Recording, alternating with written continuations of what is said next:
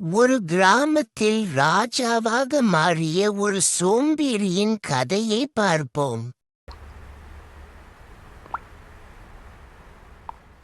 பல கிராமத்தில் மக்கள் அனைவரும் மகிழ்ச்சியாக வாழ்ந்து கொண்டிருந்தனர். அந்த நேரத்தில் ஒரு எதிரி படை தன்னை தாக்க வருவதாக ராஜாவுக்கு செய்தி கிடைத்தது. ராஜாவின் ராஜ்ஜியத்தில் வீரர்கள் குறைவாக இருந்ததால் அவர் பெரும் குழப்பத்தில் இருந்தார். இந்த நேரத்தில் ஒரு உளவாளியிடமிருந்து ராஜாவுக்கு செய்தி கிடைத்தது. அதே கிராமத்தில் ஒரு சோம்பேறி இளைஞன் எந்த வேலையும் செய்யாமல் வீட்டில் தூங்கிக் கொண்டிருக்கிறான். நாளெல்லாம் படுத்தே கிடக்கிறேன். உன் வயசு இல்லையே. கிராமத்து பசங்கள் எல்லாம் வேலை பார்த்து வீட்டை நடத்துறாங்க. நீ மட்டும் இப்படி இருப்பதற்கு என்ன காரணம்?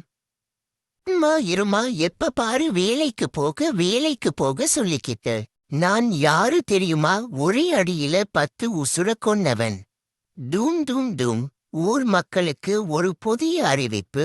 நாளைய காலை அரண்மனையின் பெரிய மண்டபத்திலே ராஜா அவர்களே நேரில் பங்கேற்று வீரர்களை தேர்ந்தெடுக்கப் போறார்.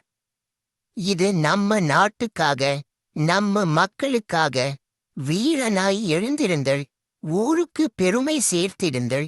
திறம்பட் பொது அறிவிப்பு. வந்தவர்கள் அனைவருக்கும் உணவு, ஆயுதம், பாதுகாப்பு அரண்மனை சார்பாக வழங்கப்படும்.